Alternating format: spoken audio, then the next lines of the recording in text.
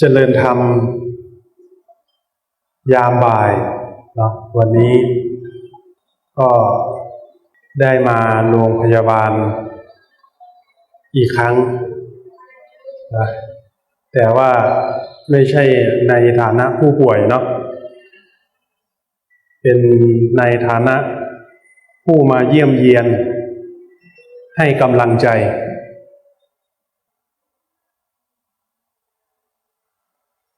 ความเจ็บไข้ได้ป่วยมันแบ่งกันไม่ได้นะคนที่เจ็บไข้ได้ป่วยอยู่ความทุกข์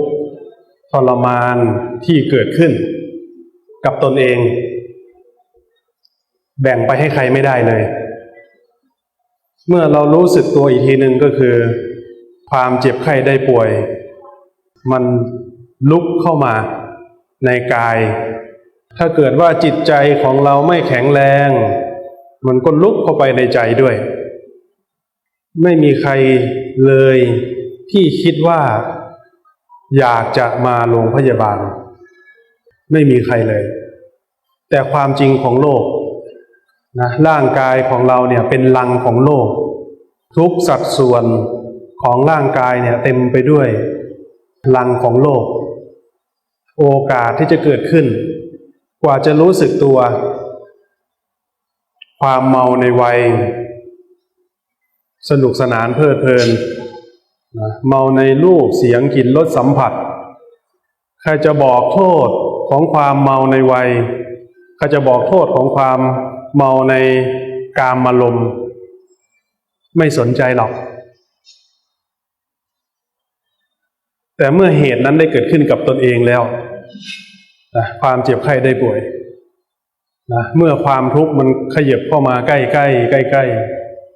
บางคนนี่เห็นเตียงข้างๆนี่ตายไปต่อหน้าต่อตาคุณหมอเอารถเข็นมาใส่ปิดม่านแก๊กเอาขึ้นเตียงเอาไปใส่ห้องเย็นเมื่อความตายมันใกล้เข้ามาอยู่เตียงข้างๆมันก็หวาดกลัวขึ้นมาสะดุ้งหวาดกลัวเมื่อความตายมันใกล้เข้ามาแค่เตียงข้างๆนะแต่เมื่อความตายมันขยับเข้ามาสู่ร่างกายของเราเองนั่นแหละมันจะน่ากลัวยิ่งกว่าเตียงข้างๆอีกยังไม่ทันได้ตั้งตัวเลยไม่มีใครปรารถนาความตายแต่มันปฏิเสธไม่ได้วันนี้พระยายมราชมารับแล้วไปคุณต้องตายแล้วนะยังไม่พร้อมเลยว่าอย่างนั้นเอาไว้พรุ่งนี้ได้ไหมพระยายมราชก็กลับไปก่อนพอกลับไปเสร็จวันต่อมาหาใหม่วันนี้คุณต้องตายแล้วนะเวลานี้แหละตกลงกันไว้เมื่อวานนี้ไม่ใช่เหรอไม่ได้ลูกยังไม่โตเลยว่าอย่างนั้นขอเป็นวันพรุ่งนี้ได้ไหมพอวันที่3มาใหม่ไม่ได้เลยยังทำหน้าที่ยังไม่ดีเลยพระยายมราชก็เลยบอกเอ้าถ้างั้นก็เป็นเองเลยแล้วกันเนาะ จะได้ไม่ต้องมาหากันบ่อยๆแต่ในความเป็นจริงมันผัดไม่ได้เมื่อเราผัดไม่ได้ใจที่มันมืดมนใจที่มันหวาดกลัวใจที่มันหวาดระแวงใจที่มันหดหู่ความอาลัยอาวรณ์ความเศร้าหมองมันปกคลุมอยู่ในใจไม่มีอะไรเลยที่จะหวังพึ่งได้เว้นแต่คนที่เคยสร้างสมบัติของตัวเองเอาไว้สมบัติที่ว่านั้นมันซ่อนอยู่ในใจของคนความปลื้มใจท่านเรียกว่าบุญความฉลาดในการพาตนออกจากทุกข์ท่านเรียกว่ากุศลสมบัติที่ฝังเอาไว้ดีแล้ว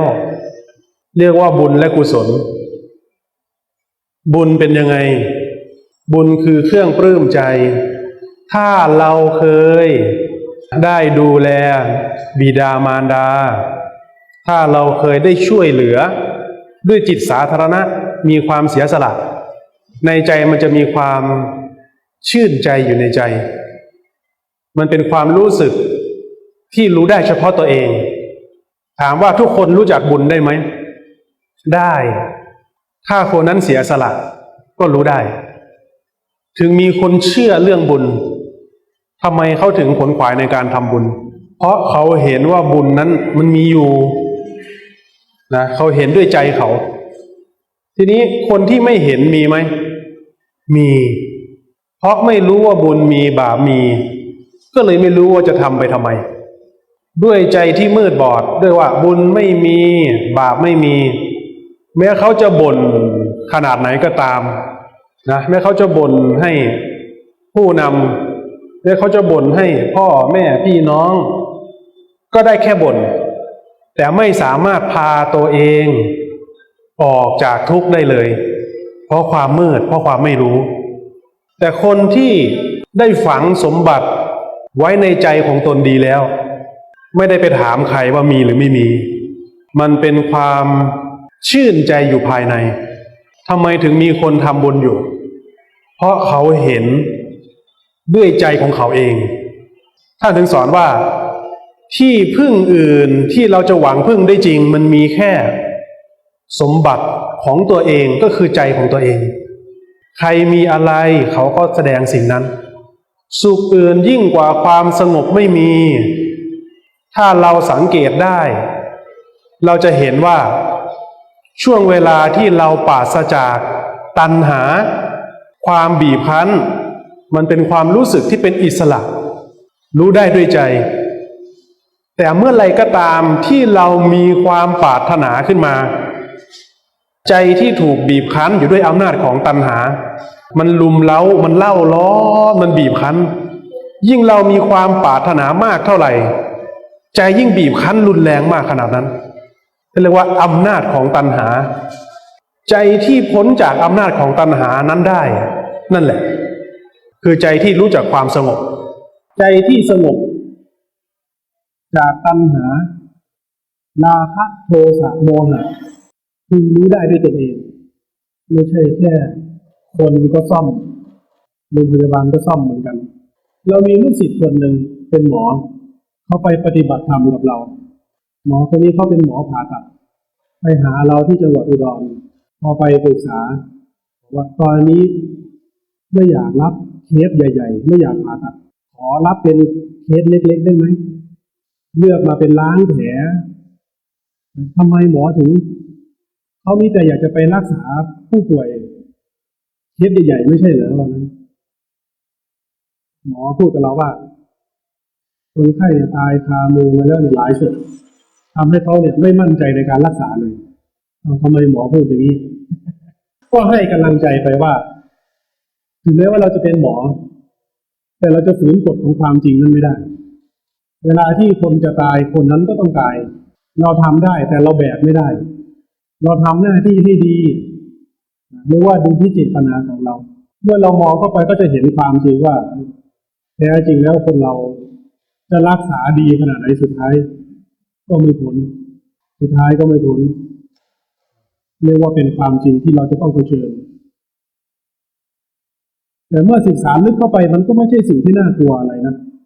ไม่ตายนี่แหละน่ากลัวถ้าทุกคนไม่ตายเราลองมองดูความจริงของโลกสิที่นอนก็ไม่พอกันอาหารก็ไม่พอกันยื้อแย่งแค่พวกเรานี่ก็หนักพอแรงแล้วมันเป็นส่วนหนึ่งของความจริงของชีวิตที่เราจะต้องเรียนรู้ในการเผชิญมันเมื่อเราเรียนรู้จนสามารถยอมรับความจริงที่เราจะต้องเผชิญได้แล้วมันก็พร้อมที่จะเผชิญกับความจริงตรงนี้ท่านเรียกว่ากำลังของวิริยะก็คือความกล้าหาญในการเผชิญความจริงความสามารถในการเรียนรู้ในการยอมรับความจริงภายในใจของคนต่างกันบางคนคุ้นชินกับการหลอกตัวเองหลอกตัวเองหลอกคนอื่นหลอกจนเพื่อนไม่อยากคบแล้วโกหกเก่งเหลือเกินไม่สามารถเรียนรู้ในการยอมรับความจริงได้มีแต่สร้างเรื่องไม่มีเรื่องก็สร้างเรื่องขึ้นมาหลอกตัวเองได้หลอกตัวเองแล้วก็หลอกผู้อื่นได้ไม่สามารถเรียนรู้ในการยอมรับความจริงได้เลยมันเป็นมายาที่ขังเอาไว้ยิ่งเราศึกษาลึกเข้าไปเรายิ่งเห็นว่าจะมองไปแล้วมันไม่มีใครทำให้เราทุกข์ได้จริง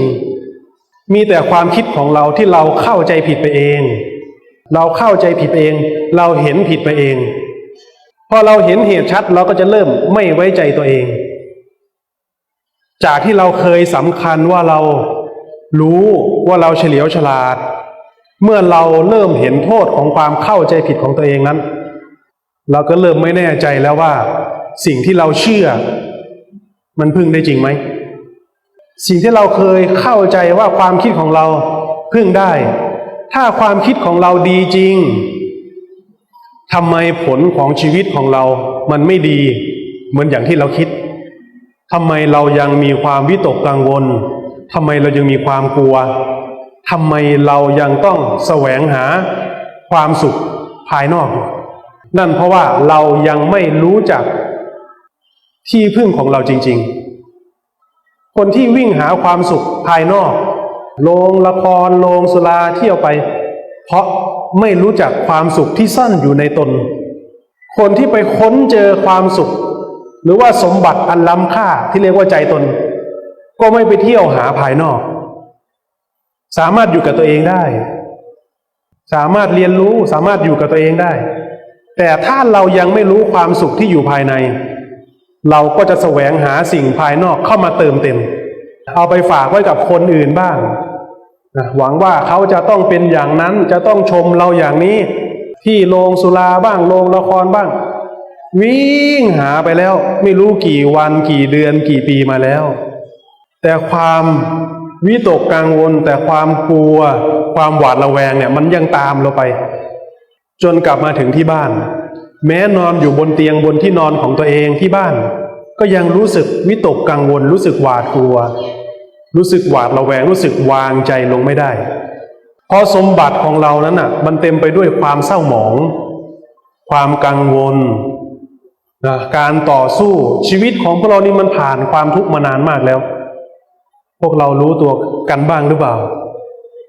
ตอนเด็กๆพ่อกับแม่ก็เลี้ยงดูให้เติบโตขึ้นมาก็ไม่ได้คิดว่าจะมาเจอการยื้อแย่งแข่งขันอันโหดร้ายถึงเพียงนี้พ่อกับแม่ดูแลเมื่อเติบโตเข้ามาการยื้อแย่งแข่งขันการต่อสู้บนโลกมันต้องขนาดนี้เลยเหรอนี่แหละเขาเรียกว่าเพลิงแห่งทุกข์คนที่มีความโลภครอบคลุมจิตใจก็สามารถออกกลอุบายเบียดเบียนคนอื่นได้เห็นไหมจึงมีการปล้นฆ่าฟันออกกลอุบายในอุบายต่างๆถ้าได้โลภแล้วแม้แต่คนตายก็เอาเปรียบได้นี่แหละเพลิงแห่งความโลภเพลิงแห่งความโกรธแม้แต่เป็นผัวเมียกันที่เคยบอกรักกันนักกันหนาแต่ถ้าไม่ชอบใจขึ้นมาเท่านั้นแหละปี๊แตกขึ้นมาเท่านั้นแหละที่เราเห็นในข่าวก็สามารถฆ่าฟันห้ำหั่นกันได้มันครอบงำเร็วมากเหมือนมารแทรกเมื่อรู้สึกตัวนี่เราทำอะไรลงไปตอนเด็กๆพ่อกับแม่ก็ไม่เคยสอนให้เรามาฆ่าคนไม่เคยสอนให้ไปทำอะไรเบียดเบียนสังคมนี่แต่เมื่ออำนาจของตัณหามันลุมเข้ามาความอยากได้ปล้นได้เบียดเบียนได้อำนาจของความโกรธมันบีบบังคับจิตใจเราได้ขนาดนี้เลยเหรอเหลือแต่เงาของมันเงาของมันก็คือความทุกข์ความวิตกกังวลความมืดความหวาดกลัวตามเราไปอยู่ตอนเด็กๆโกหกพ่อกับแม่ว่าหนูไม่สบายเพราะไม่อยากไปโรงเรียนแต่พอโตขึ้นก็มาโกหกพ่อกับแม่อีกว่าหนูสบายดีแต่ภายในใจเนี่ยทุกข์เพราะรสชาติของชีวิตที่สรรพสัตว์จะต้องเผชิญมันคือเพลิงแห่งทุกข์สรรพสัตว์วนอยู่ในเพลิงแห่งทุกข์เมื่อเราลองสังเกตดูดีๆในชีวิตของเราที่ผ่านมามีแต่ทุกข์ทั้งนั้นเลยมีแต่สิ่งที่ไม่น่าไว้วางใจเมื่อพิจารณาลึกเข้าไปอีกจนมาเห็นความตายที่ว่าเนี่ยมันไม่มีใครได้อะไรจริงๆนี่ไม่มีใครได้อะไรไม่มีใครเป็นอะไรไม่มีใครเสียอะไรแล้วเรากำลังเป็นบ้ากับอะไรอยู่นี่ โอ้นี่เราหลงทางมานานมากแล้วนี่เราหลงทางมานานมากแล้วสิ่งที่เราควรแสวงหาเรากลับไม่รู้ว่าคืออะไรแต่สิ่งที่เราแสวงหาแทบล้มแทบตายสุดท้ายเราไม่ได้อะไรเลย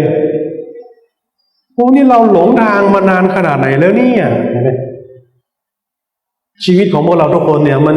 ผจญอยู่ในเพลิงแห่งความทุกข์มานานมากแล้วพวกเรารู้สึกตัวกันบ้างไหมจะให้รอจนกว่าตัวเองมานั่งอยู่บนรถเข็นหรืออยู่บนเตียงโรงพยาบาลก่อนมีลูกศิษย์คนหนึ่งเรียนพยาบาลก็ตั้งใจว่าโตขึ้นนะจะได้ช่วยเหลือผู้อื่นปรากฏว่าตอนนี้เป็นยังไงรู้ไหมตอนนี้แกเป็นผู้ป่วยแกเรียนพยาบาลจบมาแล้วแต่ตอนนี้แกเป็นผู้ป่วยมะเร็งเป็นลูกศิษย์เราเองไม่คาดคิดไม่คาดฝันมาก่อนว่าสิ่งเหล่านี้เป็นเรื่องใกล้ตัวมากท่านถึงสอนให้เรารู้สึกตัวว่ามันเป็นสิ่งที่ใกล้ชีวิตของพวกเรามากพวกเรามีกายอยู่เรามองตัวเองในกระจกเรามองดูดีๆเมื่อก่อนเราหนุ่มกว่านี้ใช่เมื่อก่อนเราสาวกว่านี้ใช่แล้วเมื่อก่อนเรามาจากความเป็นเด็กบางทีเราอาจจะเห็นพ่อกับแม่ตอนที่พ่อกับแม่เราเป็นเด็กวิ่งเล่นท่านก็ไม่อยากแก่นะแต่ความแก่ชราค่ำค่ามันปรากฏขึ้นแล้วไม่มีใครอยากแก่เลยไม่มีใครอยากเจ็บไข้ได้ป่วยเลยไม่มีใครอยากตายเลยแล้วสิ่งเหล่านี้เป็นสิ่งที่สรรพสัตว์ที่เกิดขึ้นมาจะต้องเผชิญแล้วแต่วิบากกรรมของใครมันเป็นสมบัติของใครของมันเมื่อเรามาแล้วไม่สำคัญสำคัญว่าเรารู้จักสมบัติที่เราจะหวังพึ่งได้จริงหรือเปล่าท่านเรียกว่าบุญกุศลที่เกิดขึ้นที่ฝังไว้ในใจตนบุญกุศลที่ฝังไว้ในใจตนมันเป็นยังไงขอยกตัวอย่างให้ฟังสักเรื่องหนึ่งในสมัยพุทธกาลมีผู้หญิงคนหนึ่งผู้หญิงคนนี้เป็นขอทานเป็นหญิงม่ายขอทานได้มีโอกาสไปฟังธรรมจากพระพุทธเจ้าแล้วก็เห็นเหตุรู้ได้ด้วยตนเองว่าเพราะเราไม่เคยให้ทานในการก่อนทำให้อัตภาพนี้เราเกิดมาเป็นคนยากจนพ้นแค้นจึงมีความคิดที่อยากจะทำบุญครั้งหนึ่งในชีวิตด้วยความที่นางเนี่ยเป็นขอทานนางก็เลยไปขอทานอยู่สี่แยกมุมเมืองทั้งวันได้ข้าวมา1 ปั้นเมื่อนางได้ข้าวมาแล้วจะเอาไปถวายพระพุทธเจ้าในเวลาเย็นนี้ก็ไม่สมควรเลยนางก็เลยเอาไปย่างไฟไว้เอาไปอุ่นไว้จนเช้ากลายเป็นข้าวจี่อุ่นวอร์มไว้พอตอนเช้าพระพุทธเจ้าเนี่ยเสด็จออกรับบิณฑบาตพระองค์แย้มพระโอษฐ์พระองค์อมยิ้มแย้มพระโอษฐ์พระอานนท์สังเกตเห็นว่าทำไมพระองค์ทรงแย้มพระโอษฐ์ก็เลยถามว่าวันนี้จะมีเหตุการณ์สิ่งใดเกิดขึ้นหนอพระพุทธเจ้าข้าพระองค์จึงตรัสกับพระอานนท์ว่า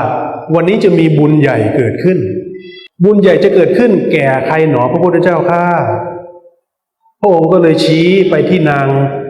ขอทานนางทุกขตะเข็นใจทุกคนก็เลยสับสนกันไปหมดเลยเพราะคนที่ไปทำบุญกับพระพุทธเจ้านะมีทั้งเศรษฐีขหบดีพระราชาแต่ทำไมบุญใหญ่ไปเกิดขึ้นกับหญิงขอทานที่ถือปั้นข้าวเขาก็สงสัยก็คุยกันคือมันเกิดอะไรขึ้นทำไมบุญถึงไปเป็นคนนั้นของที่เราเอามาถวายไม่ดีตรงไหน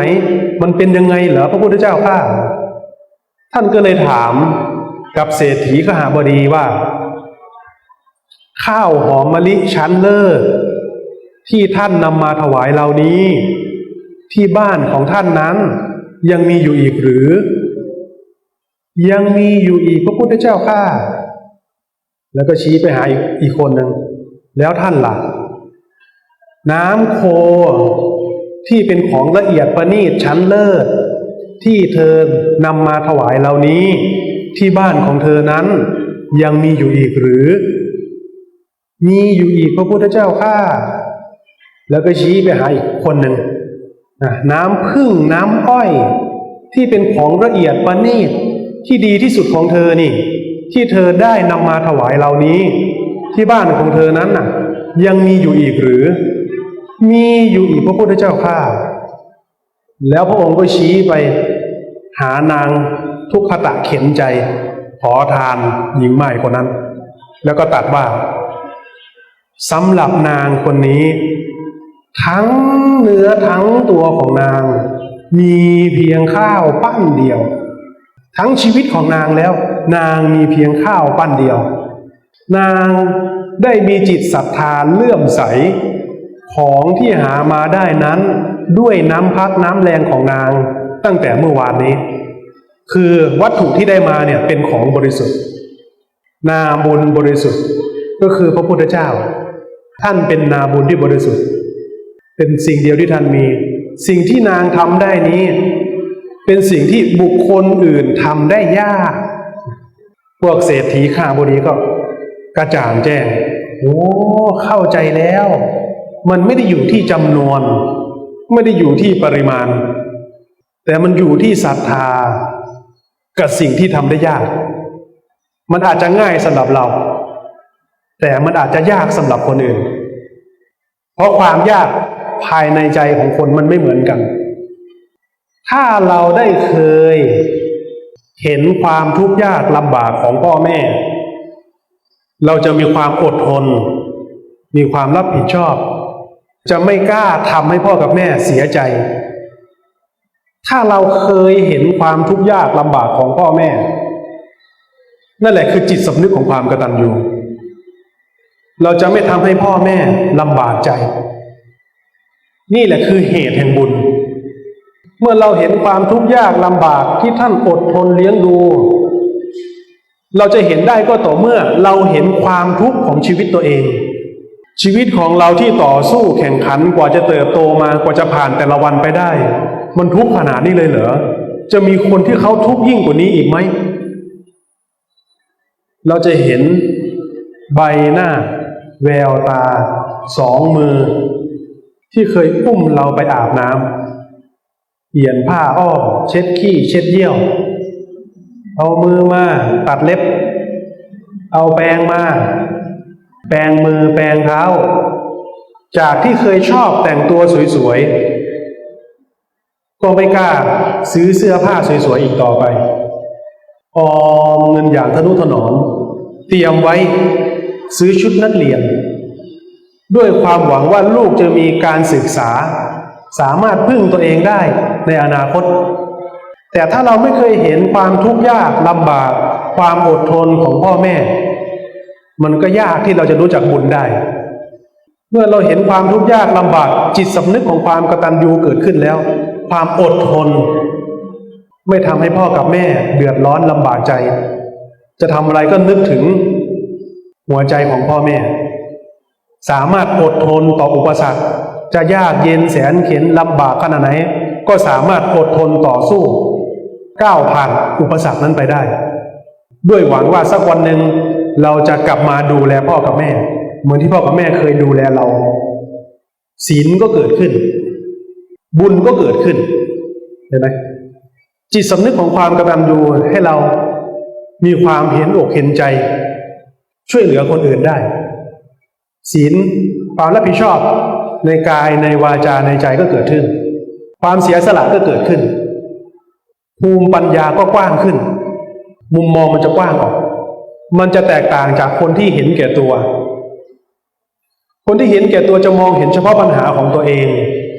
โลกของเขาจะมืดมากเพราะเขาไม่เคยเห็นอกเห็นใจใครเลยเพราะเขาไม่เคยรู้เลยว่าคนทั่วโลกเนี่ยดิ้นรนอยู่ด้วยเพลิงแห่งทุกข์เขาจะเข้าใจว่าโลกทั้งโลกนี้มีแค่ตนเองเท่านั้นที่ทุกข์ในความเป็นจริงแล้วมันทุกข์อยู่ด้วยกันทุกคนเมื่อเราเห็นความจริงแล้วเราจะเห็นว่าบางครั้งคนที่เขาทุกข์ยิ่งกว่าเราก็มีบางคนนี่อยากตายใช้ชีวิตเผชิญอุปสรรค จนอยากตายคิดอยากฆ่าตัวตายไม่รู้จะหวังพึ่งอะไรมองไปเนี่ยมันมืดมนอนตการไปหมดในขณะที่เรากำลังอยากจะตายนั้นเรามองไม่เห็นความอดทนต่อสู้ในการเกื้อกูลให้ลูกเติบโตมาตั้งใจว่าลูกเติบโตขึ้นมาจะสามารถพึ่งพาตัวเองได้จึงอดทนทำงานอย่างหนักหาเงินมาจ่ายค่าเทอมค่าชุดนักเรียนให้ลูกได้มีการศึกษาหวังว่าลูกจะพึ่งตัวเองได้ในอนาคตพอไม่เห็นมันก็ทุกข์อยู่คนเดียวแต่พอมองเห็นปุ๊บเรานี่มันเห็นแก่ตัวจังเลยมองเห็นแต่สิ่งที่ตัวเองต้องการไม่เคยมองเห็นหัวใจของพ่อกับแม่เลยจิตสำนึกของความกตัญญูก็เกิดขึ้นความรับผิดชอบต่อชีวิตตัวเองก็เกิดขึ้นเราจะมายอมแพ้ง่ายๆได้ยังไงท่านอดทนต่อสู้มาขนาดนี้นี่มันเห็นแก่ตัวขนาดนั้นเลยเหรอนี่พอระลึกขึ้นได้ก็เกิดความอดทนรวบรวมกำลังทั้งหมดเข้ามาสู่ใจตนอย่างน้อยๆเราก็ไม่กล้าทำให้พ่อกับแม่ต้องมาเสียใจกับพฤติกรรมของเรากับการกระทำของเราความรักความหวงแหนในชีวิตของตนก็เกิดขึ้นจึงสามารถพัฒนากรรมของตนได้เห็นไหมว่าความกตัญญูกตเวทีมันสำคัญแค่ไหนต่อการเรียนรู้ต่อการศึกษาถ้าเรามองข้ามจุดนี้คนนั้นก็บอดไปเลยเพราะไม่มีความเห็นอกเห็นใจใครแม้แต่คุณของบิดามารดายังไม่รู้เลยอย่าพูดเลยพระโสดาบันพระสกิทาคาพระอนาคาอย่าพูดถึงสวรรค์เลยเอาแค่เป็นคนให้เต็มให้ได้ก่อนอย่าพูดถึงสวรรค์ชั้นนั้นชั้นนี้เลยอย่าพูดถึงพระอริยบุคคลขั้นนั้นขั้นนี้เลยเอาแค่จิตสำนึกของความกตัญญูของตัวเองเกิดขึ้นให้ได้เสียก่อนเมื่อจิตสำนึกเกิดขึ้นมาแล้วไม่ได้ถามหาละโลกมันจะเปลี่ยนไปน้ำใจจะเกิดขึ้นความอดทนอดกั้นต่อความทุกข์ยากลำบากโลกมันจะเปลี่ยนไปเราจะสามารถเรียนรู้ในการพัฒนาศักยภาพของตนในการเรียนรู้ดีขึ้นความสามารถในการเรียนรู้ท่านเรียกว่าการศึกษาตราบใดที่พวกเรายังไม่กระจ่างแจ้งในธรรมเราก็ต้องศึกษาไปเรื่อยๆแต่สิ่งที่จะเกื้อกูลในการศึกษาเราความเป็นมนุษยธรรมโดยสมบูรณ์จิตสำนึกของความกตัญญูกตเวทีความอดทนอดกั้นต่อสิ่งเร้าต่อการกระทบกระเทียบต่อการส่อเสียดความเสียสละเพื่อพ่อเพื่อแม่เพื่อความลำบากเราจะอดทนต่อสู้เอาคนที่มีความรับผิดชอบคนที่มีความเสียสละจะเกื้อกูลปัญญาเขาจะสามารถเรียนรู้ในมุมมองที่กว้างออกไปมากขึ้นได้ธรรมะเลยเป็นสิ่งที่สำคัญมากเราไม่สามารถมองข้ามได้เลยจิตสำนึกของความกตัญญูกตเวทีเราเรียกสิ่งนี้ว่ามนุษยธรรมที่สมบูรณ์ถ้าเรามีความเป็นมนุษยธรรมที่สมบูรณ์เราจะมีความกตัญญูกตเวทีมีความรับผิดชอบมีความเสียสละและจะมีปัญญาในการเรียนรู้ในธรรมะที่ละเอียดยิ่งขึ้นไปได้ทีนี้ค่อยมาว่ากันต่อในเรื่องธรรมะที่ละเอียดความเสียสละที่สามารถเสียสละเพื่อประโยชน์ต่อผู้อื่นได้มีลูกศิษย์คนหนึ่งชีวิตของเขาเนี่ยเป็นคนยากทุกข์ยากวันหนึ่งแกขนขวายไปทำงานที่ต่างประเทศชีวิตแกก็ทุกข์ยากอยู่แล้วไปอยู่ต่างประเทศก็ทุกข์ยากอีกเพราะเป็นที่ที่ไม่คุ้นเลยแต่ต้องไปเพื่ออะไรเพื่อหาเงินมาสงเคราะห์ครอบครัวเพราะชีวิตเนี่ยมันทุกข์ยากหาเงินมาได้ก็ส่งเงินกลับบ้านวันดีคืนดีเขาได้ฟังไลฟ์สดของเราผ่านช่องทาง Facebook ไลฟ์ถามว่ารู้จักธรรมะลึกซึ้งไหมไม่รู้แต่ว่าสิ่งที่พระอาจารย์ทำมันเป็นประโยชน์ถามว่าเข้าใจธรรมะแบบลึกซึ้งไหมไม่ แต่อยากจะสร้างประโยชน์คือหาเงินมาก็ยากลำบากแล้วก็โอนเงินมาให้เราครั้งแรก50,000โอนมาจากต่างประเทศครั้งที่สองก็โอนมา50,000ครั้งที่สามก็50,000นี่โอนมาแล้ว200,000โอนมาทุกเดือนก็ว่าเฮ้ยอะไรกันคือชีวิตของตัวเองนี่ก็ทุกข์อยู่แล้วนะเห็นไหมชีวิตของตัวของเขาเองก็ทุกข์อยู่แล้วแต่ถามว่ารู้จักธรรมะลึกซึ้งไหมแค่อยากทำเขาว่าอย่างนี้ก็บอกโอ้หัวใจของเขาทำไมมันยิ่งใหญ่ขนาดนี้ใจเขาทำไมมันรวยขนาดนี้วะเราก็เลยบอกว่าบุญนี้น่ะให้เธอจำไว้ให้ดีนะมันเป็นสมบัติที่เธอฝังไว้ดีแล้วเรียกว่าเป็นอริยทรัพย์คือฝังลงไปสู่ในใจของตัวเองตอนนั้นเราทำกุฏินะทำถนนทำศาลาต่อหอฉันอยู่นะสิ่งที่เราทำเนี่ยมันเกื้อกูลประโยชน์สำหรับคนที่เขาแสวงหาทางออกจากทุกข์ทำให้โลกนี้ร่มเย็นคนที่เคยทุกข์ร้อนที่เคยอยู่กับการยื้อแย่งแข่งขันเขาได้มีที่พึ่งพาได้มีที่หลบฝนหลบแดดสร้างกุฏิมีที่ฉันมีน้ำใช้ที่ทำแจ้งของเราสร้างมาเพื่อเป็นที่ที่ให้สรรพสัตว์เนี่ยได้หาทางออกจากทุกข์คนที่ได้ไปอาศัยเนี่ยเกิดประโยชน์สิ่งที่เธอทำเนี่ยให้เธอจำไว้ให้ดีเลยนะว่าเป็นสมบัติที่ฝังลงไว้ดีแล้วมันไม่ได้หายไปไหนมันเป็นอริยทรัพย์ภายในของเธอเองไม่ว่าเธอจะไปที่ไหนเธอจะเป็นผู้ไม่ขาดแคลนไม่จนต่อเพราะประโยชน์ที่เขาทำเนี่ยเขาไม่ได้กำหนดทิศทางใครก็ได้นะใครก็ได้ที่ได้ประโยชน์จากสิ่งที่เขาทำโอ้ทำไมหัวใจเขาถึงใหญ่ขนาดนี้เมื่อวานล่าสุดมีลูกศิษย์คนหนึ่งขี่มอเตอร์ไซค์มาถึง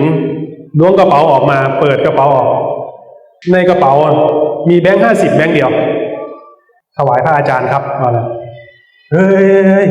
มีค่ารถกลับไหมเนี่ยเหลืออยู่30 บาทครับเฮ้ย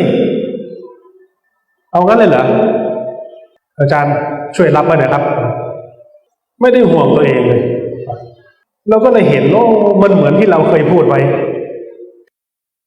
ลูกศิษย์เราเนี่ยถ้าใจน้อยเนี่ยทำบุญกับเราไม่ได้คนขี้ใจน้อยนะทำบุญกับเราไม่ได้คนที่มาเนี่ยว่ามันถึงใจทุกคนมาเนี่ยเทหน้าตักกันทั้งนั้นเลยมันถึงใจเราเหลือเกินอย่างที่พวกเราเห็นนั่นแหละเนาะชีวิตของคนเราก็แพ้ไม่ได้ด้วยนะเราสู้มาขนาดนี้เราก็เทหมดหน้าตักเหมือนกันนะสมกับที่ลูกศิษย์ลูกหาที่เขาทุ่มหมดหน้าตักเหมือนกันเรานี่ทุ่มชีวิตลงไปเลยเดิมพันด้วยชีวิตมันถอยไม่ได้มันแพ้ไม่ได้เอาชีวิตของเราเนี่ยทุ่มลงไปเลยชีวิตวัยหนุ่มของเราทิ้งไปแล้ว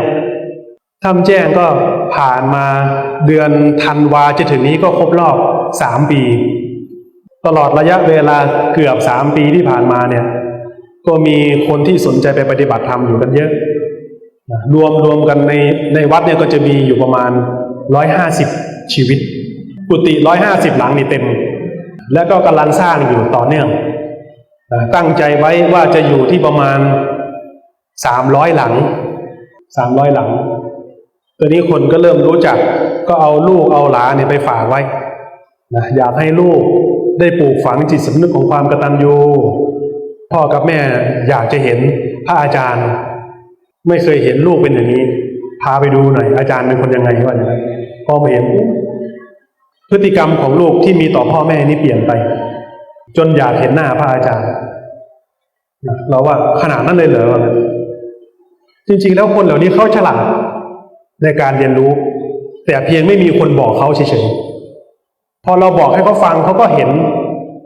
เขาก็ไม่อยากทำให้พ่อกับแม่เสียใจ อยากจะทำให้พ่อกับแม่ภูมิใจในตัวเองสักครั้งหนึ่งในชีวิตท่านทุกข์กับเรามานานมากแล้วนะชีวิตของพวกเราทุกคนเนี่ยเราผจญอยู่ในเพลิงแห่งทุกข์เนี่ยมานานมากแล้วอย่าตอกย้ำความทุกข์ของตัวเองอีกเลยไม่รู้เวลาของเราจะเหลืออยู่อีกเท่าไหร่ให้ใช้ช่วงเวลาที่เหลืออยู่นี้เนี่ยให้มันเกิดประโยชน์ที่มีต่อกันระหว่างตนเองกับสิ่งที่มาเกี่ยวข้องจะเป็นกับพ่อกับแม่กับครอบครัวก็ดีจะเป็นใครก็ตามที่ได้มาเกี่ยวข้องให้ถือว่าอาจจะเป็นโอกาสสุดท้ายที่เราจะได้ทำก็ได้เราคิดอย่างนั้นเราไม่เคยกอดพ่อตอนที่จิตสำนึกเราเกิดขึ้นเนี่ยพ่อเราเป็นทหารเนาะมันเขินพ่อนี่จะดุมากเสียงดังพ่อเป็นครูฝึกเขินกอดพ่อพ่อก็งงเหมือนกันแต่พอกอดแล้วความรู้สึกภายในใจมันเปลี่ยนไปกอดพ่อบอกรักแม่ให้เหมือนเสียว่าวันนี้เป็นวันสุดท้ายสิ่งไหนที่ลูกได้เคยทำให้พ่อกับแม่ทุกข์ใจมาด้วยความรู้เท่าไม่ถึงการก็ดีขอให้พ่อกับแม่อโหสิกรรมให้กับลูกด้วยนะตั้งแต่นี้ต่อไปลูกจะไม่ทำให้พ่อกับแม่เสียใจอีกมันเป็นจิตสำนึกของเราที่ตั้งขึ้นมาแม้ไม่มีใครรู้ก็ตามสิ่งนี้เป็นสิ่งที่สำคัญมากชีวิตของคนเราเมื่อจิตสำนึกเกิดขึ้นแล้วมีความเห็นอกเห็นใจพ่อกับแม่แล้วความภูมิใจมันจะเกิดขึ้นกับตัวเองว่าอย่างน้อยๆเราก็เป็นคนอยู่บ้างมีจิตสำนึกของความเป็นคนอยู่บ้างไม่เหยียบย่ำหัวใจของใครตอนเด็กๆเราเคยแจกตังค์เพื่อนแจกตังค์เพื่อนโดนพ่อตีแจกตังค์เพื่อนนี่พ่อเป็นทหารแกก็จะไปเล่นไพ่เล่นดัมมี่ตีโง่เราก็จะไปขอตังค์พ่ออยู่ที่วงไพ่ได้ตังค์มาแล้วก็จะเอาไปแลกตังค์แล้วก็ไปแจกตังค์เพื่อนๆแจกแล้วก็มาขอใหม่อย่างนั้นพ่อก็ตีพอแจกตังค์เสร็จแล้วเวลาที่เราอยากกินขนมเราทำไงรู้ไหมเราก็ไปนั่งกินที่ร้านนั่นเลยไม่จ่ายตังค์เขาก็เลยไปบอกพ่อเราว่าเราขโมยขนมพ่อก็เลยงงก็ให้ตังค์มาแล้วมันไปขโมยขนมได้ยังไงเราไม่รู้ว่าต้องจ่ายเงินไงก็เราแจกเพื่อนไปหมดแล้วแต่มันหิวพอดีเราก็อยากกินขนมก็นั่งกินตรงนั้นพอนั่งกินเสร็จก็มาจับแล้วก็ไปฟ้องพ่อเราบอกว่าเราขโมยกินขนมว่านั้นพ่อก็ตีเราใหญ่เลยนะพ่อก็ตีเราก็งงทำไมต้องตีเราขนาดนั้นด้วยถึงแม้ว่าเราจะเป็นคนทุกข์คนยากลำบากขนาดไหนก็ตามเราจะไม่ขโมยของใครกิน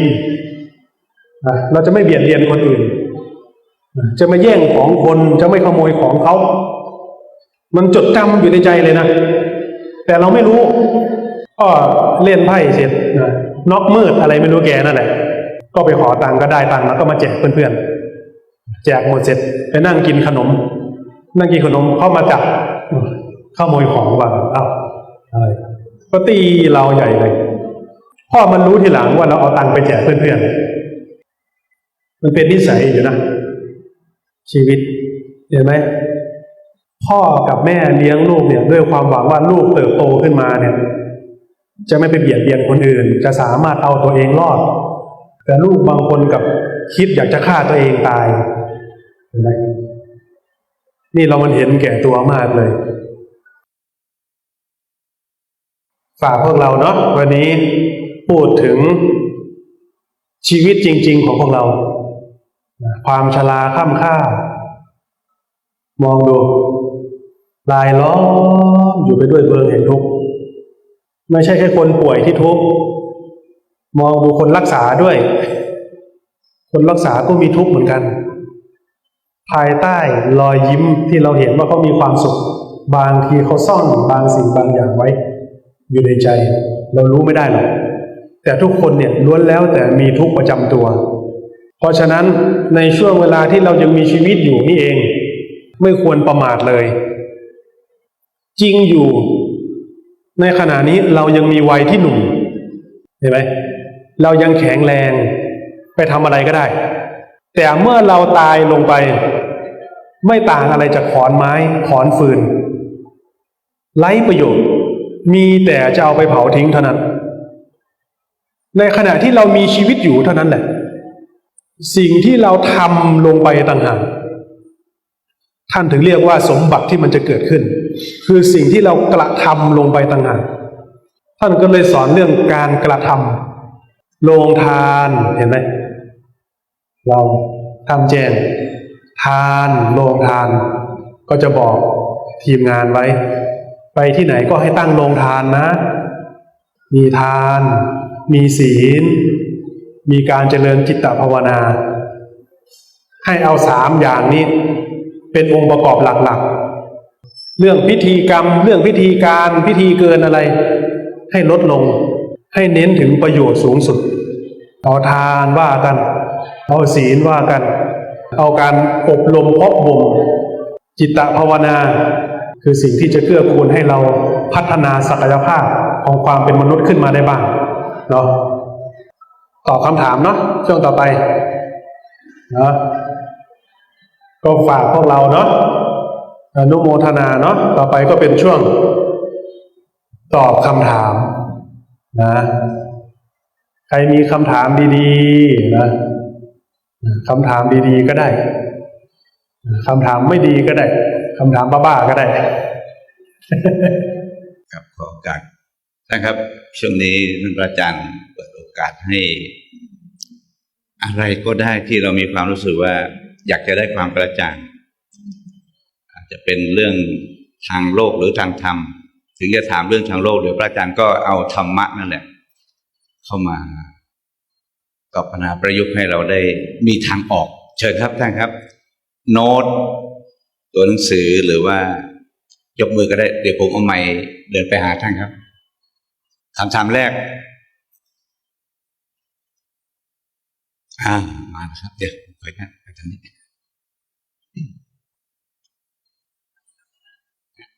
ได้ตั้งถามมาแล้วกับนมัสการครับพระอาจารย์ตะวันนะครับซึ่งผมก็ได้ติดตามท่านตั้งแต่ปี64ปลายปีตั้งแต่วัดถ้ำแจ้งที่ยังไม่มีไฟฟ้าแล้วก็มีคำถามตอนเย็นๆเป็นเด็กถามพระอาจารย์นะครับตอนนั้นถามผิดถามถูกทำอะไรก็สนุกดีครับคือวันนี้ผมอยากกราบเรียนถามพระอาจารย์ว่าการปฏิบัติธรรมเนี่ยเราต้องเข้าสมาธิได้ถึงขนาดเป็นจิตรวมทุกวันหรือไม่จิตรวมหมายความว่าอะไรก็พระอาจารย์เคยเทศน์ฟังผมก็พอที่จะฟังหรือแค่เพียงที่จะเดินสติเพื่อให้เกิดรับรู้อารมณ์หรือความรู้สึกที่มันเกิดขึ้นของเราในทุกขณะก็พอครับผมอนุโมทนากับคำถามเนาะ การปฏิบัติธรรมแท้จริงแล้วคือการสร้างเหตุคือการเรียนรู้ในการสร้างเหตุที่ว่านี้ไม่ว่าจะเป็นทานก็ตามไม่ว่าจะเป็นความรับผิดชอบในชีวิตในหน้าที่การงานก็ตามจิตสำนึกของความกตัญญูก็ตามแต่ถ้าเราสามารถฝึกตัวเองได้จนไปถึงการพัฒนาจิตฝึกสติสร้างเหตุไปเรื่อยๆก็พอแล้วมันจะรวมไม่รวมนั้นเรื่องของมันสร้างเหตุไปเรื่อยๆไม่ต้องคาดหวังอะไรอนุโมทนากับคำถามเนาะกราบนมัสการค่ะ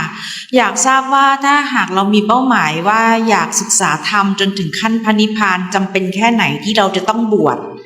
แล้วก็ต้องถือศีลกี่ข้อคะถ้าเกิดว่าเราอยู่ในช่วงศึกษายังไม่จำเป็นต้องบวชก็ได้แต่เมื่อเราประจักษ์เราจะรู้เองทีนี้ว่าเราจะบวชหรือไม่บวชอันนั้นเป็นเรื่องของผลแล้วแต่ช่วงศึกษาเนี่ยเมื่อเรายังไม่ลงใจยังไม่แน่ใจเนี่ยเราก็ยังไม่อยากบวชเราแค่อยากศึกษาเราก็ศึกษาไปก่อนแต่เมื่อเราประจักษ์ในผลนั้นเดี๋ยวเราก็จะประจักษ์ด้วยตัวเองว่าเราจะอยู่ยังไงอนุโมทนาช่วงศึกษานี้ไม่จำเป็นศึกษาไปก่อน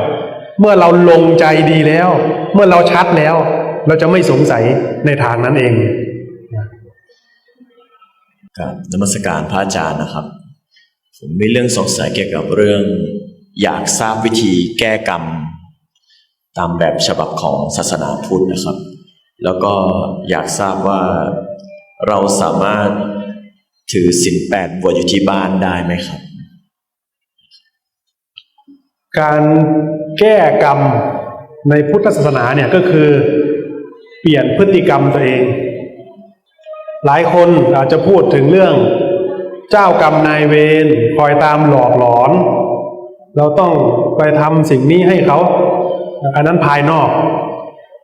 แต่ถ้าเกิดว่าเราเจอหลักแล้วเจ้ากรรมนายเวรที่แท้จริงแล้วคือตัวเอง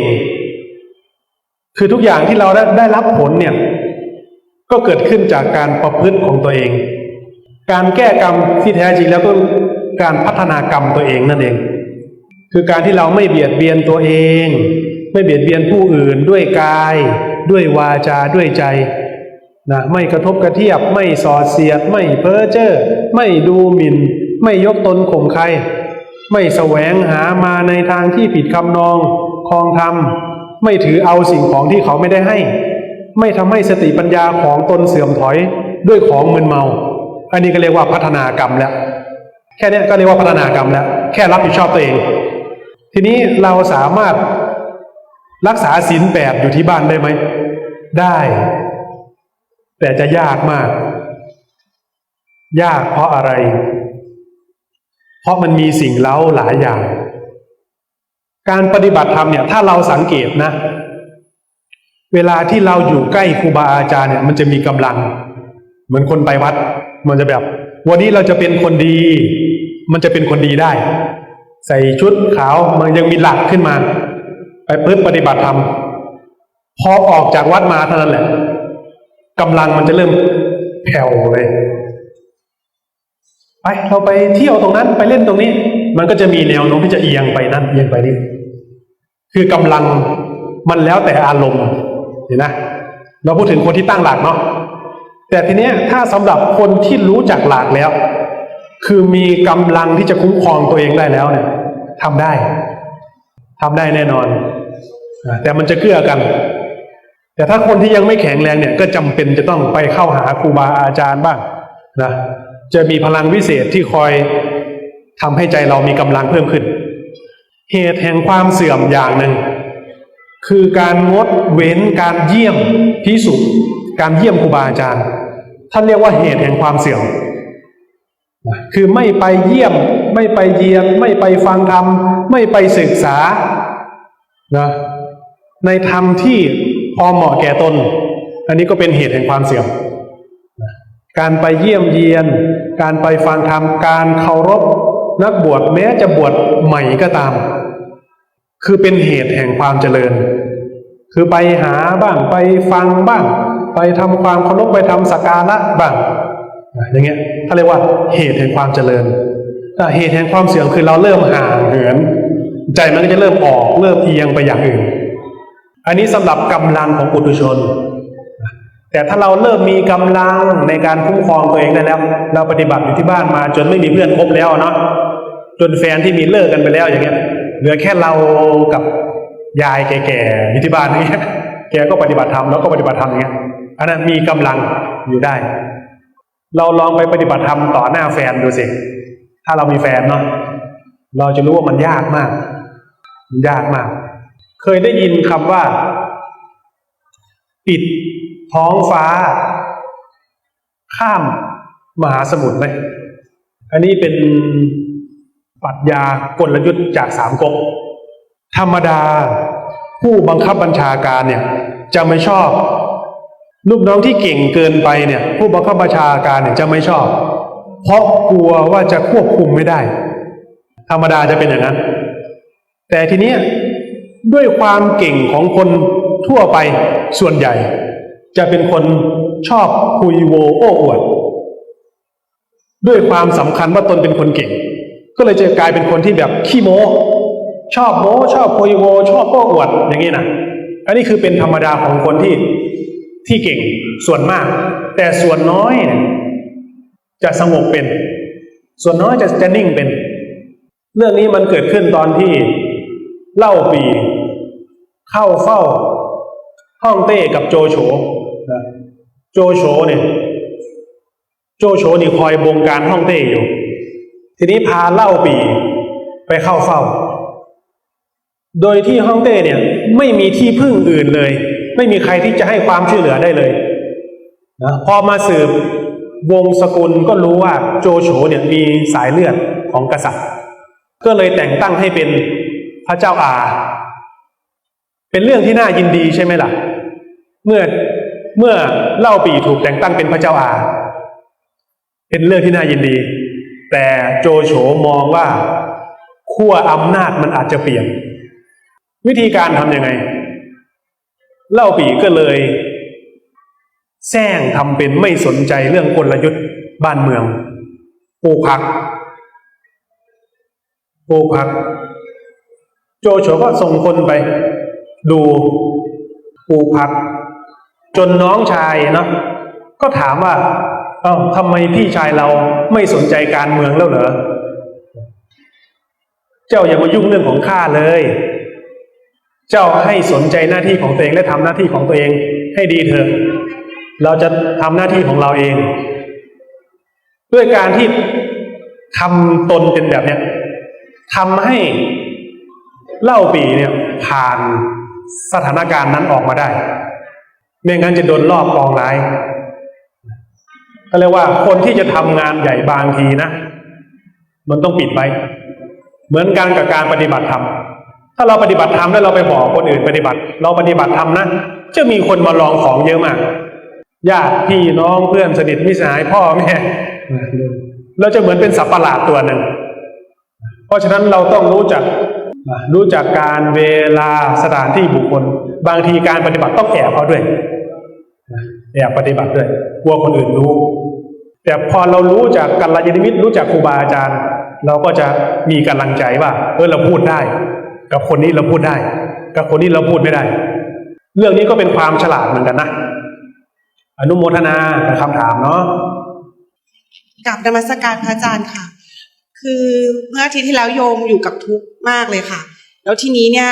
มันก็คือวนเวียนอยู่ในความคิดตั้งแต่เช้าอะค่ะพระอาจารย์ก็คือเหมือนเราเห็นแต่ตัวทุ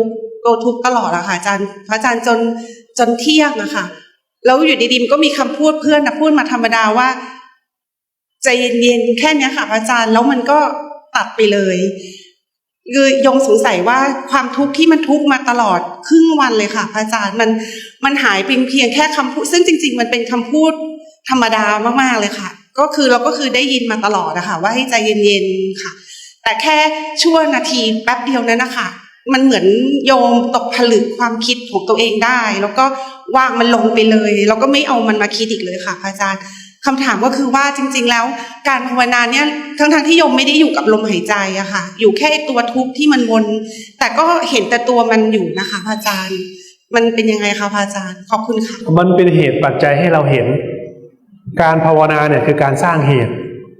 แต่เวลาที่มันเห็นเนี่ยมันเห็นด้วยปราศจากเจตนา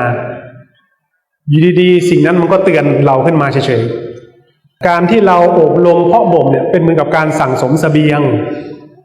เราสั่งสมเสบียงไว้เวลาที่เราคับขันเวลาที่เราจนตอกเนี่ยมันจะมีความรู้ที่มันคอยเตือนเรานี่แหละแล้วมันเกิดขึ้นโดยปราศจากเจตนาเมื่อระลึกขึ้นมาได้มันก็คลี่คลายความติดอยู่นั้นได้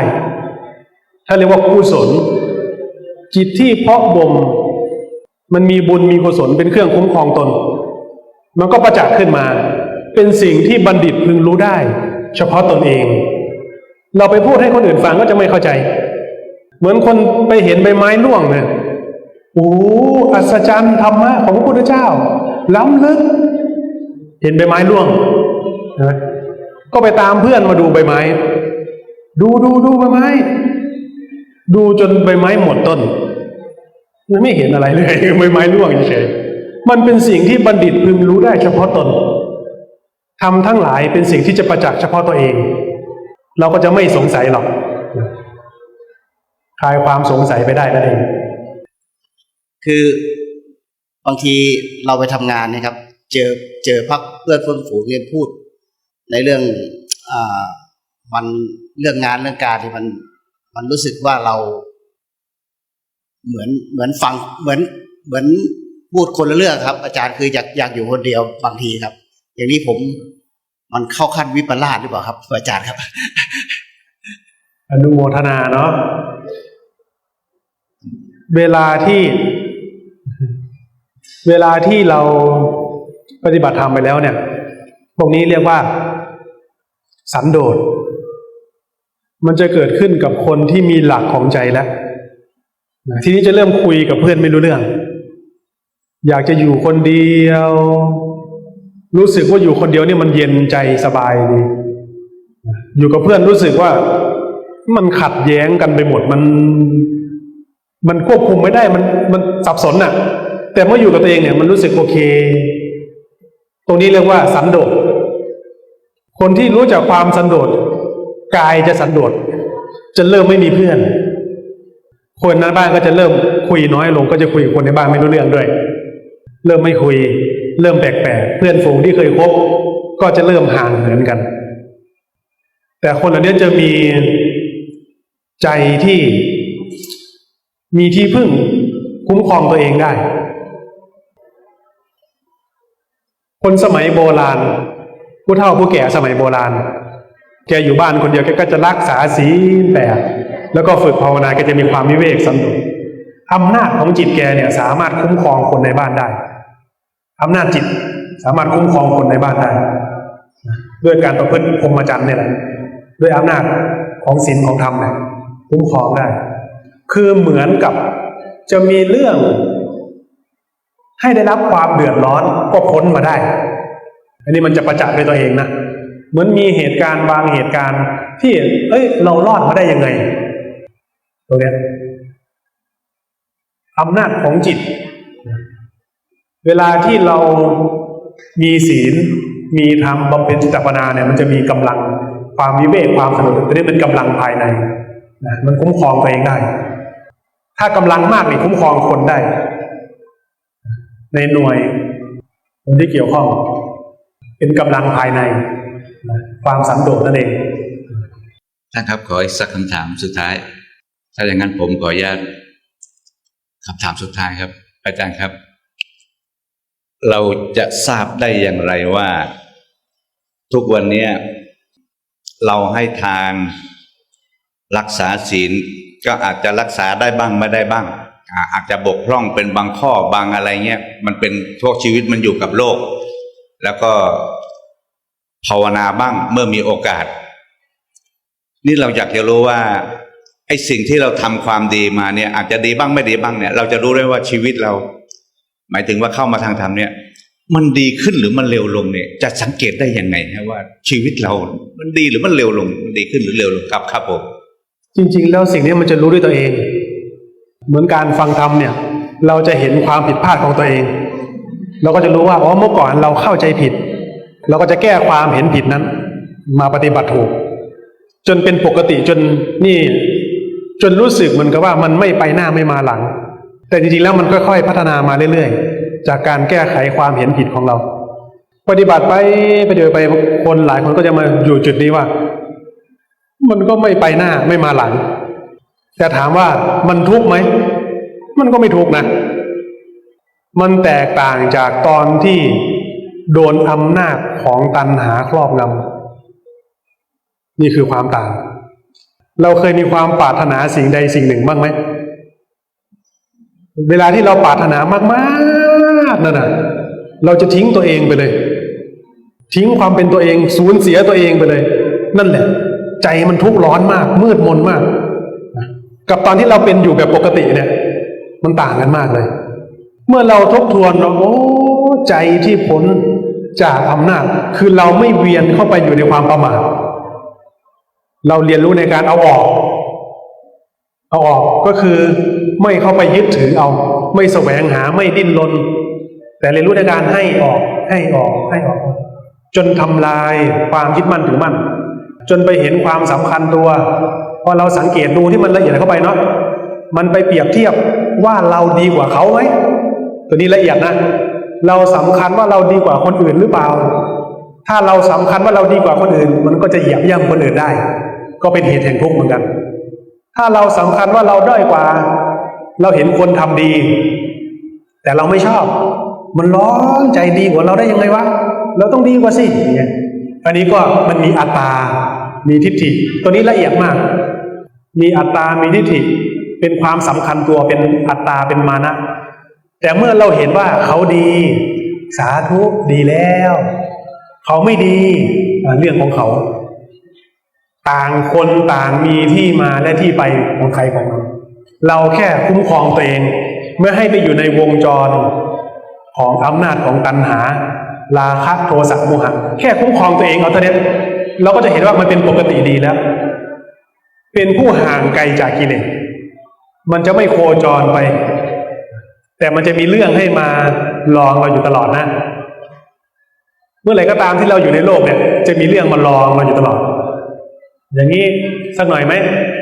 เวียนมาให้เราลองอย่างนี้นะบางทีก็มีเทวดาลองใจก็มีว่าเราดีจริงหรือเปล่าแบบนี้เป็นยังไงลองดูสิเราก็จะเห็นเหมือนลูกศิษย์คนหนึ่งมาหาเมื่อวานแกเป็นพ่อค้าแกก็เป็นคนทำบุญสุนทานรักษาศีลดีมากเลยนะก็คือตั้งหลักอยู่ในศีลธรรมดีวันหนึ่งแกไปซื้อของเขาทอนเงินมาผิดมันเกินมาเก็บจับเช็คดูสิ่งแรกที่แกเห็นคืออะไรรู้ไหมมันอยากได้โอ้เสร็จโจร ความคิดแรกพอมันเห็นปุ๊บละอายใจตัวเองเพราะไปเห็นในความอยากได้ในสิ่งที่ไม่ใช่ของเราพอกลับมาถึงที่บ้านปุ๊บมาเห็นรูปเราอายดิ เหมือนถูกจับได้เหมือนโจรถูกจับได้เรียกว่าเราไปเห็นอำนาจของความอยากได้มันสูญเสียความเป็นมนุษยธรรมมันทำให้คนทุกข์ร้อนแต่ถ้าเราตั้งหลักอยู่มันจะมีเหตุแบบนี้เข้ามาลองเราเหมือนไม่ได้ตั้งใจมันลองดูไหมเมื่อเหตุเหล่านี้ลองใจแล้วเราอดทนแล้วก็ฝ่าฟันจากอุปสรรคนั้นไปได้เนาะนั่นแหละเราจะรู้ว่าผลของมันเป็นยังไงก็คือดูที่ผลของชีวิตเรานั่นเองอนุโมทนากับคำถามเนาะทำให้มีความรู้สึกว่าสบายใจขึ้นเพราะว่าไอ้สิ่งที่ปฏิบัติมาเคยโกรธเคยอยากมันก็ลดลงบ้างแต่มันก็เผลอบ้างนะฮะมันก็มีบ้างแต่มันก็ยังมีข้อให้คิดว่าทำมาตั้งนานแล้วอย่าไปเยอะก็อย่างพระอาจารย์ว่าครับก็ดีขึ้นเนาะนะครับก็เราก็ดำเนินรายการมา1 ชั่วโมงจากเกือบครึ่งพอดีอีก 2-3 นาทีในช่วงนี้มันยังมีหลงไหมครับมีหลงว่าแหมมาสรุปว่าขอคำถามสุดท้ายแล้วมีเหลือไหมมีจนได้นะขออีกสักคำถามนะพระอาจารย์เนาะเพราะว่าเดี๋ยวจะขาดใจเนาะก่อนจะกลับบ้านกับขอโอกาสพระอาจารย์ตะวันครับก็ผมอยากได้อุบายวิธีลดกามตัณหาในช่วงวัยเนี่ยครับวัยของผมเนี่ยครับถ้าเป็นฆราวาสไม่ได้บวชนะแค่เราอยู่ในกรอบของศีลธรรมเนี่ยปกติไม่ไปล่วงเกินสิ่งที่เขามีเจ้าของการแสวงหาความสุขในกามคุณในทางที่ผิดเนี่ยเป็นสิ่งที่คนที่ไม่ได้บวชเนาะก็คือฆราวาสเนี่ยถ้าเรามีแฟนของเรามันก็อยู่ในกรอบของเราไม่ได้เกินไปแต่ถ้าเกิดว่าเป็นนักบวชเนี่ยการผ่อนอาหารเนี่ยจะช่วยได้ผ่อนอาหารเดินจงกรมคือฝึกเจริญสติให้มากจนใจเนี่ยมีฐานของเครื่องระลึกเมื่อใดก็ตามที่ใจเรายังไม่รู้จักความสุขที่เกิดขึ้นจากความสงบยังไงใจก็จะวนไปเรื่องของกามเพราะกามเนี่ยเป็นที่พึ่งของสัตว์ที่ยังวนอยู่ในโลกมันเหมือนกับโลกามิตรเป็นเครื่องล่อให้สัตว์ติดอยู่แต่เมื่อใดก็ตามที่ใจเราไปรู้จักความสงบระงับที่มันพ้นไปจากความบีบคั้นเนี่ยเราไปเห็นคุณตรงนั้นน่ะเราจะรู้ด้วยตัวเองเลยว่าที่แท้แล้วความสุขเนี่ยมันไม่ต้องอาศัยรูปเสียงกลิ่นรสสัมผัสเลยเมื่อเราไปเห็นตรงนั้นน่ะเราจะไม่สงสัยธรรมะตรงนี้แต่มันต้องเห็นด้วยตัวเองนะเมื่อเห็นแล้วเราถึงจะรู้ว่า มีหน้าล่ะครูบาอาจารย์ท่านอยู่ได้ ก็คือไปเจอสมบัติคือใจตนคือเครื่องระลึกคือใจตนแต่ถ้าเกิดว่าอุบายในการฝึกเนี่ยการอดนอนผ่อนอาหารการเดินจงกรมอิริยาบถอยู่ในความลำบากธุรกันดารเนี่ยจะช่วยได้ไปอยู่ในสถานที่ที่เต็มไปด้วยป่าช้าไปอยู่ในสถานที่ที่เต็มไปด้วยสัตว์ป่ามีงูเยอะแยะไปหมดอุบายของครูบาอาจารย์ที่ท่านไปฝึกตนท่านก็เลยพาตัวเองไปอยู่ในสถานที่ที่น่ากลัวมันหดลงไปเหลือน้อยนึงเวลามันกลัวหดลงไปเหมือนความตายมันขยับเข้ามาใกล้เข้ามาหดลงมาเหลือน้อยนึงแทบเหลือแค่เยี่ยว เหลือน้อยนึงอุบายของครูบาอาจารย์ที่ท่านฝึกแต่ถ้าเกิดว่าเราปกติอยู่เนี่ยแค่เราไม่เลยขอบเขตไปเนี่ยรักษาตัวเองได้ใช้ได้แล้วโอเคเนาะ